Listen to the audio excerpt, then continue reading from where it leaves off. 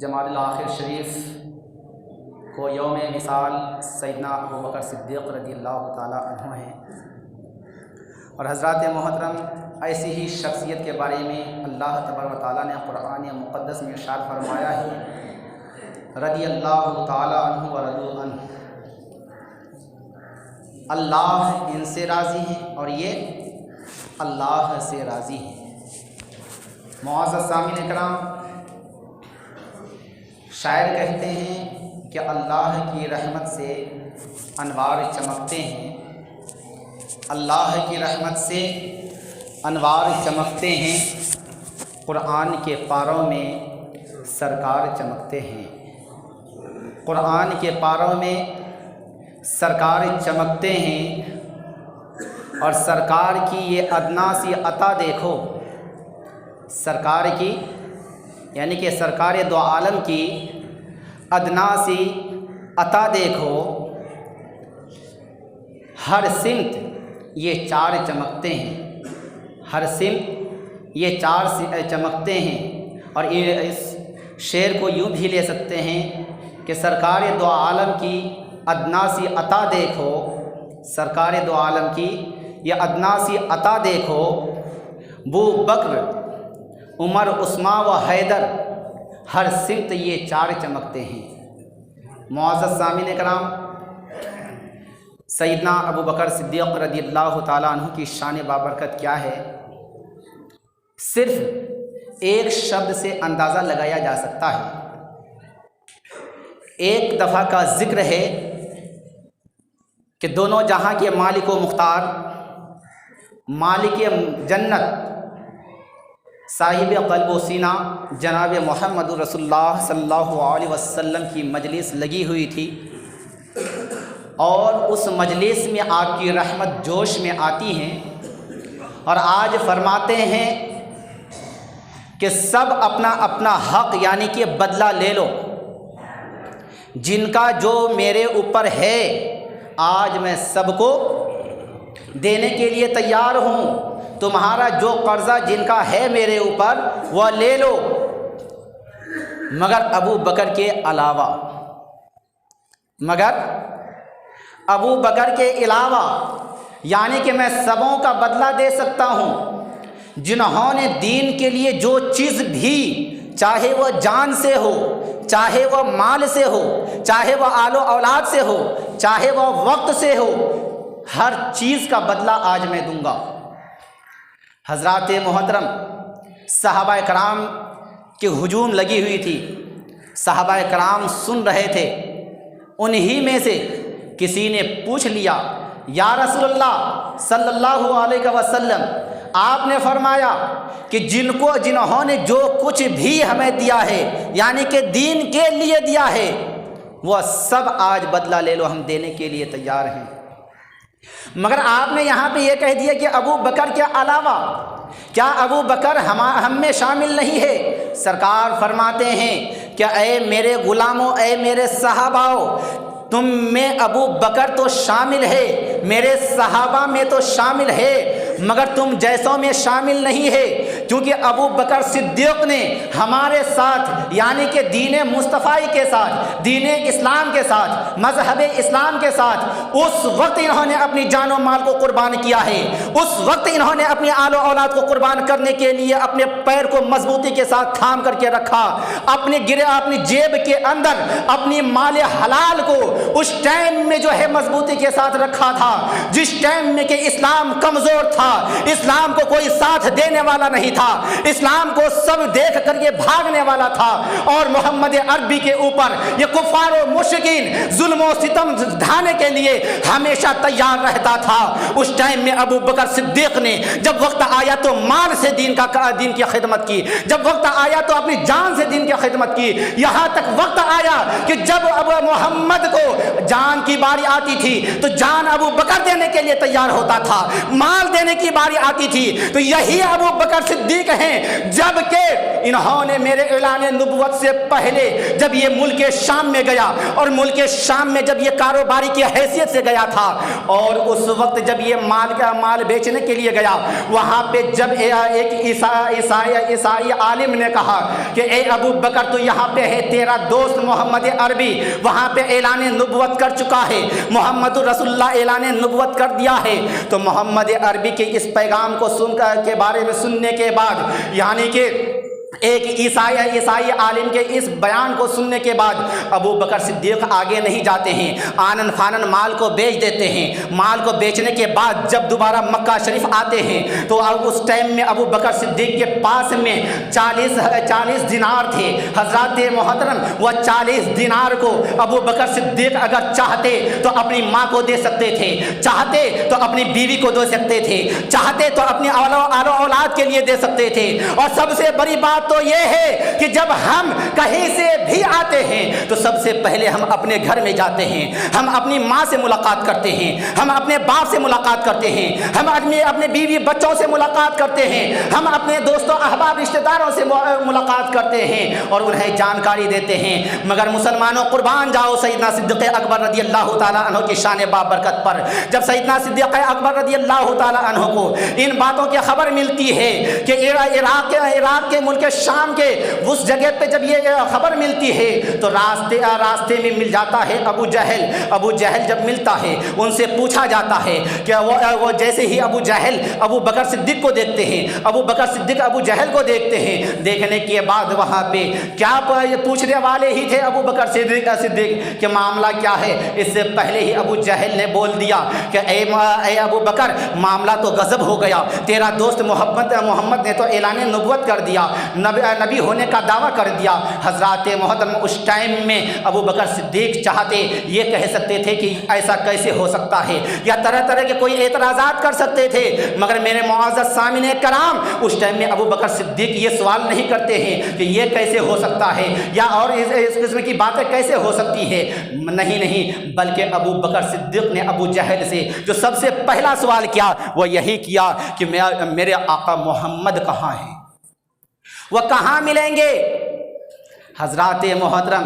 बोला मुझे मालूम नहीं। घर गए, जिस्म बिल्कुल गर्दो गबार से भरा हुआ था। आप चाहते पहले जा कर के नहा सकते थे, चाहते कपड़े चेंज कर सकते थे, खाना पीने की ज़रूरत पड़ती है जब इंसान लंबे सफ़र से आते हैं तो। मगर अबू बकर सिद्दीक ने कुछ नहीं किया। तलाश करते करते सैयद अबरार व अखयार जनाब मोहम्मद रसूलुल्लाह सल्लल्लाहु अलैहि वसल्लम की बारगाह मुक़द्दसा में पहुंच जाते हैं, यानी कि खाना काबा में दस्तक दे देते हैं। देखते हैं कि सरकार दो आलम सल्लल्लाहु ताला अलैहि वसल्लम क़िबला रूह बूह करके इबादत इलाही में महवे ख्वाब हैं। पीछे से अबू बकर सिद्दीक आते हैं। पहले अस्सलामु अलैकुम कहते थे, मगर आज कहें अस्सलामु अलैकुम या रसूलुल्लाह। हज़रत मोहतरम कोई सवाल नहीं, कोई एतराज़ नहीं। जवाब देने के बाद सरकार जवाब देते हैं। जवाब देने के बाद कहते हैं अबू बकर तुम आ गए, तुम्हारा ही इंतज़ार था। हज़रत मोहतरम आने के बाद सरकार से ये पूछते हैं कि या रसूलल्लाह, अदब के दायरे में मैंने सुना है कि आपने ऐलान नबुव्वत कर दिया है। बोला हाँ अबू बकर सिद्दीक, मैंने जो है ऐलान नबुव्वत कर दिया है। तो या रसूलल्लाह, जो नबी होता है अल्लाह ताला उनको कुछ न कोई मौजज़ा अता फरमाता है और नबुव्वत को मजबूती के साथ ऐलान करने वाला वो अपने नबुव्वत की ताकत से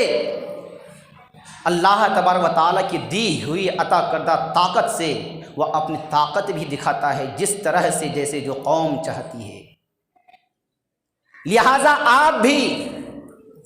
इस ताल्लुक़ से जब आपने ऐलान नबुव्वत किया है तो आप भी कुछ बताएं। सरकार दो जहां सल्लल्लाहु ताला अलैहि वसल्लम इरशाद फरमाते हैं कि ए अबू बकर सिद्दीक, अगर तुम देखना चाहते हो तो क्या इतना काफ़ी नहीं है कि जब तुम मुल्क शाम में गए वहाँ के राहिब यानी कि वह ईसाई आलिम ने तुम्हें मेरे ताल्लुक़ से सारी खबरें दे दी, क्या इतना काफ़ी नहीं है। अबू बकर सिद्दीक कहते हैं या रसूलल्लाह, बस मेरे लिए इतना ही काफ़ी है।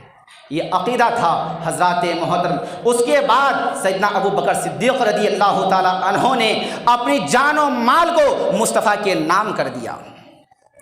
اور مصطفیٰ کے نام کرنے کے بعد بات چل رہی تھی کہ ہمارے آقا علیہ الصلوۃ والسلام نے فرمایا کہ دنیا کے اندر میں سبوں کا بدلہ تو دے سکتا ہوں، مگر ابو بکر صدیق کا نہیں، کیونکہ انہوں نے بہت عین موقع پر اور جس ٹائم میں اسلام کمزور تھا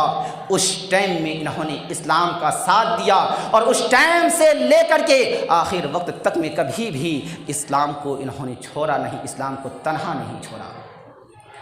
اور اس کے علاوہ سیدنا سرکار دو عالم صلی اللہ تعالیٰ علیہ وسلم ارشاد فرماتے ہیں کہ میں سبوں کا بدلہ تو دے سکتا ہوں مگر ابو بکر صدیق کا نہیں، کیونکہ دین کے لیے انہوں نے اتنی محنت اور مشقت اور اتنے خرچ کیے ہیں، بھلے دیکھنے میں مال کم ہو۔ حضرات محترم ابھی یوں لے لیجئے مثال کے طور پہ، یہ مسجد کی تعمیری کام شروع ہو جائے یا کسی مدرسے کا ادارے کا کام تعمیری کام شروع کر دیا جائے، آخر میں پہنچنے کے بعد کوئی کہتے ہیں کہ ہم فلاں دے دیں گے، ہم یہ دے دیں گے، ہم یہ پتھر دے دیں گے، وہ پتھر دے دیں گے، اس ٹائم میں تو بالکل آسان ہے دینا۔ کیوں آسان ہے؟ پتھر لگے گا پھر بھی نماز ہوگی، پتھر لگے گا پھر بھی پڑھائی مدرسے میں ہوگی، نہیں لگے گا تب بھی ہوگی۔ لہذا ضرورت تو اس ٹائم میں ہے جب مسجد شہید کر دی گئی ہے، مدرسہ کو شہید کر دیا گیا ہے، اس ٹائم میں ضرورت ہے دیوار کھڑی کرنے کی، ضرورت ہے چھت کو بنانے کی۔ اب اس ٹائم میں جو انسان پیسے خرچ کرتا ہے، جو انسان خرچ راہ خدا کے لیے اپنی جان و دل کو کھول کر کے رب کعبہ کی رضا کے لیے دیتا ہے، بھلے وہ ایک اینٹ ہی کیوں نہ ہو، چاہے وہ ایک ٹیلر اینٹ نہ ہو، چاہے 1000 2000 اینٹ نہ ہو، 1,00,000 2,00,000 5,00,000 روپے نہ ہو، بھلے وہ 5 روپے ہی کیوں نہ ہو، وہ 5 روپے شروعات میں بہت اہم معنی رکھتا ہے، کیونکہ وہ 1 روپے آپ نے دیا، 5 روپے دیا، ایک اینٹ آپ نے دی، آپ کو دیکھ کر کے دوسرا بھی دے گا، دوسرے کو دیکھ کر کے تیسرا بھی دے گا۔ ایک اینٹ نیچے رکھی گئی، دوسرا دوسری اینٹ دیا اس کے اوپر رکھی جائے گی، تیسرا نے تیسری اینٹ دی اس کے اوپر رکھی جائے گی، اس طرح سے کر کے دیوار کھڑی ہو سکتی ہے۔ مگر جب شروع میں کوئی دے گا ہی نہیں، شروع میں کوئی دینے کے لیے تیار ہوگا ہی نہیں، تو وہ دیوار کیسے کھڑی ہو سکتی ہے؟ جب دیوار کھڑی نہیں ہوگی تو یہ چھت کیسے ہو سکتی ہے؟ جب یہ چھت نہیں ہوگی تو پھر یہ فرش کس کام کا ہوگا؟ حضرات محترم تو سیدنا ابو بکر صدیق نے اس ٹائم میں اپنے پیسے مال حلال کو دین کے لیے خرچ کیا جس ٹائم میں اسلام کی بنیاد کی ابتدا ہوئی تھی۔ حضرات محترم اس لیے ہمارے آقا علیہ الصلوۃ والسلام نے فرمایا کہ میں سب کا بدلہ دے سکتا ہوں، ابو بکر صدیق کا بدلہ صرف اور صرف اللہ کی ذات دے سکتا ہے۔ صرف کون دے سکتا ہے؟ رب العالمین دے سکتا ہے، اس کے علاوہ ابو بکر صدیق کے اس کارنامے کے کاج کا بدلہ کوئی نہیں دے سکتا۔ حضرات محترم جن کے قبضہ و قدرت میں، جن کے قبضہ و اختیار میں رب کعبہ پوری کائنات کو سمیٹ کر کے ڈال دے، جب وہ ذات مصطفیٰ ابو بکر صدیق کی شان اور ذات کے بارے میں یہ فرمائے کہ میں سبوں کا بدلہ تو دے سکتا ہوں مگر ابو بکر صدیق کا نہیں۔ حضرات محترم ان باتوں سے اندازہ لگایا جائے کہ ابو بکر صدیق کا مقام کیا ہوگا، شان کیا ہوگی۔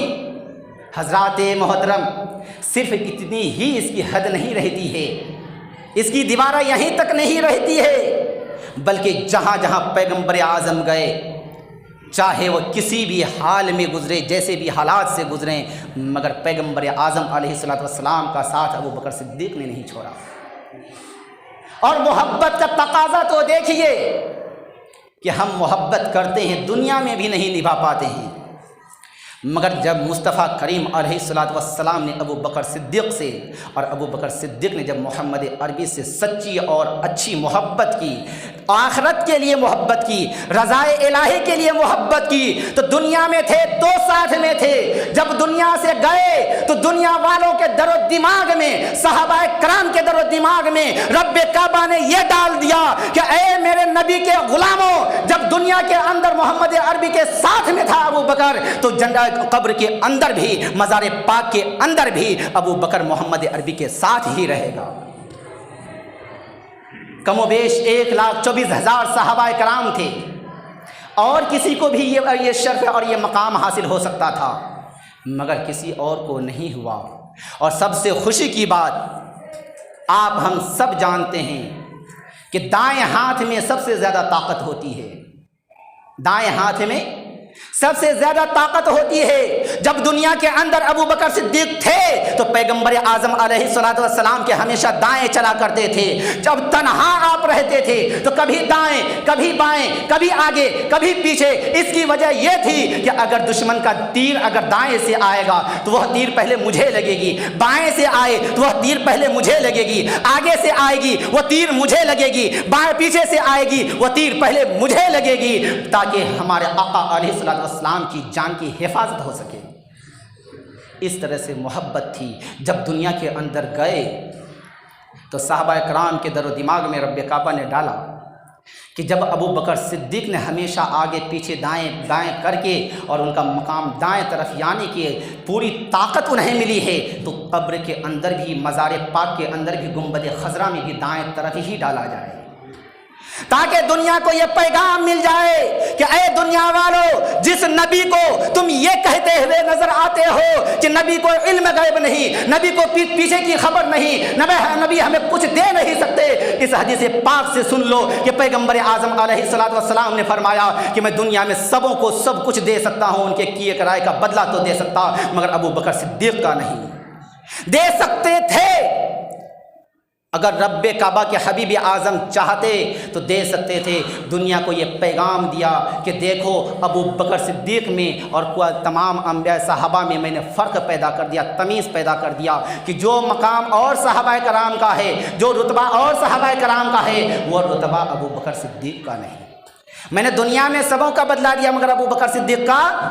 نہیں دیا. حضرات محترم, جب بات اس طرح کی آتی ہے تو یہ تو ہمارے آقا علیہ الصلوۃ والسلام کی شان بابرکت ہے, پیغمبر اعظم علیہ الصلوۃ والسلام کے خلیفہ اولیٰ کی شان ہے. حضرات محترم, آج بھی پیری مریدی کا معاملہ چلتا ہے, اور اس ٹائم میں بھی یہی پیری مریدی کو, جس کو بیت کہا جاتا تھا, آج بھی اس کو بیت کہا جاتا ہے, مگر صرف کہیں بیت کہا جاتا ہے, کبھی پیری مریدی کہا جاتا ہے. اور زمانہ حسینی میں بھی یہی پیری مریدی کا ہی معاملہ تھا, جو کہ پیغمبر اعظم علیہ الصلوۃ والسلام کے نواسا امام عالی مقام امام حسین رضی اللہ تعالی عنہ نے کربلا کے میدان میں جان تو دے دیا, مگر مصطفیٰ کا دیا ہوا ایمان کو جانے نہ دیا.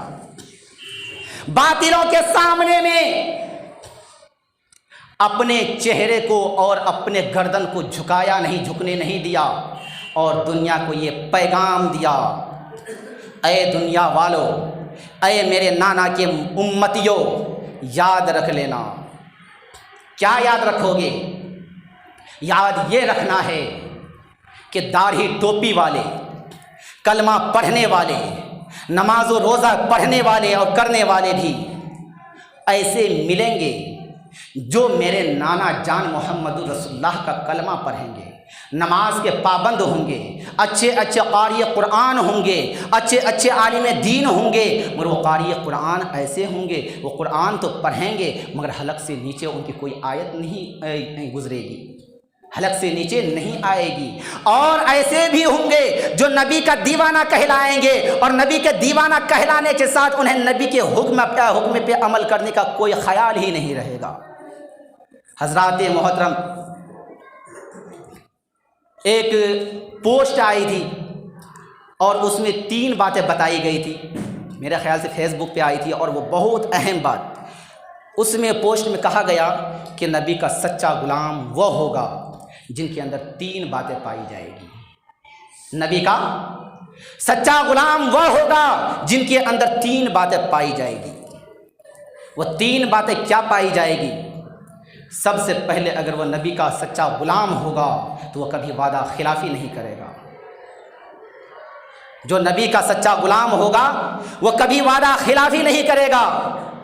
دوسرے نمبر پر جو نبی کا سچا غلام ہوگا وہ کبھی جھوٹ نہیں بولے گا۔ جو نبی کا سچا غلام ہوگا وہ کبھی جھوٹ نہیں بولے گا، اور جو نبی کا سچا غلام ہوگا وہ کسی کی غیبت نہیں کرے گا۔ جو نبی کا سچا غلام ہوگا وہ کبھی غیبت نہیں کرے گا۔ آج ہمیں ان باتوں پہ غور کرنا چاہیے کہ جو پیغمبر اعظم علیہ السلام نے فرمایا، آج کی تاریخ میں یہ چاہے واٹس ایپ ہو، فیس بک ہو، یوٹیوب پہ ہو، اور طرح طرح کے جو بھی جو ہے یہ سب جو ہے آج کی تاریخ میں جو ہے جو بھی سوشل میڈیا ہے ہر چیز پہ چلتی ہے، مگر صرف چلنے سے ہو جاتا ہے کیا؟ بلکہ چلے یا نہ چلے سوشل میڈیا پہ، اس کو اپنے دل پہ چلانا ضروری ہے۔ اس کی حکومت، فرمان مصطفیٰ کی حکومت اپنے تختی دل پر اتارنا ضروری ہے۔ میرے معزز سامعین کرام، اگر آپ نے تختی دل پر اس فرمان کو اتار لیا تو سمجھیے کہ آپ کی دنیا اور آخرت دونوں آباد ہے۔ اگر پیغمبر اعظم علیہ السلام کے سیرت کو اگر آپ نے زبان پہ تو اس کو دیا، زبان پہ تو طاقت دی بولنے کی اور کرنے کی، اور تختی دل میں جگہ نہیں دی، تو یاد رکھیے گا کہ دنیا بھی تباہ و برباد اور آخرت بھی تباہ و برباد ہوتا ہوا نظر آئے گا۔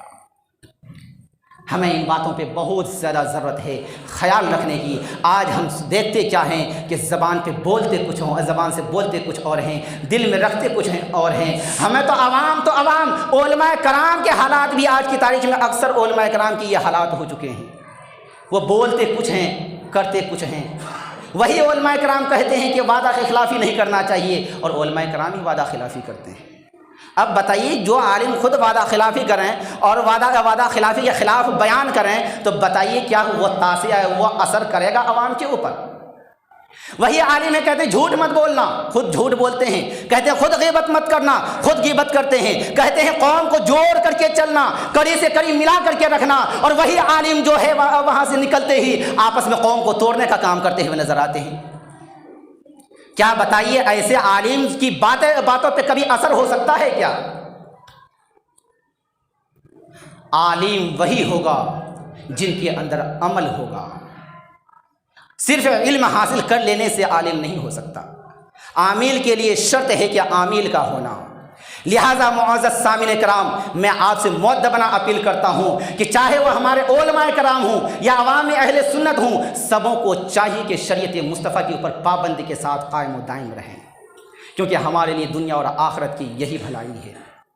اللہ تعالیٰ کی بارگاہ مقدسہ میں دعا ہے کہ مولا مجھے بولنے میں، آپ حضرات کو سننے میں کسی بھی قسم کی کوئی غلطیاں ہوئی ہو تو اپنے فضل و کرم سے معاف عطا فرما، اور اس بیان کے سب سے پہلے مجھے خود کو عمل کرنے کی توفیق عطا فرما، میرے بعد میرے تمام مسلمان بھائی بہنوں کو عمل کرنے کی توفیق و رفیق عطا فرما۔ استغفر اللہ ربی من کل ذنب و اتوب الیہ۔